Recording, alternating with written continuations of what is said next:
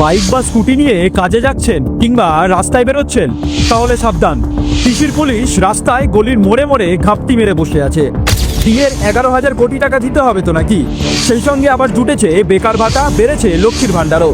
আর এসবের জন্য এবার সেই গরিব খেটে খাওয়া মানুষ ডেলিভারি পার্টনারদের থেকেই টাকা তুলবে মমতার সরকার। সাধারণত এগুলি অসংরক্ষিত ক্ষেত্র।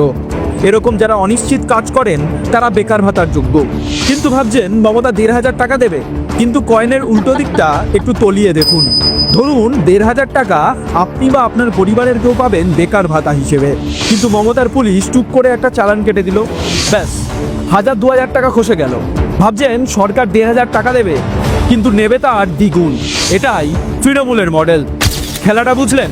আসলে মাননীয়া ভোটের বেলকি ভালোই দেখাতে পারেন। রাজ্যে শিল্প নেই, কোষাগার ফাঁকা, ঋণ করে করে চলছে সরকারটা। তাহলে ভাতার টাকা দেবে কোথা থেকে? এভাবেই তো তোলাবাজি করে দিতে হবে।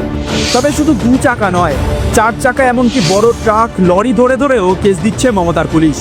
এসব শুরুও হয়ে গিয়েছে। জনগণ জেগে উঠুন, মাননীয়া তার দলের ভেলকিতে নাচবেন না।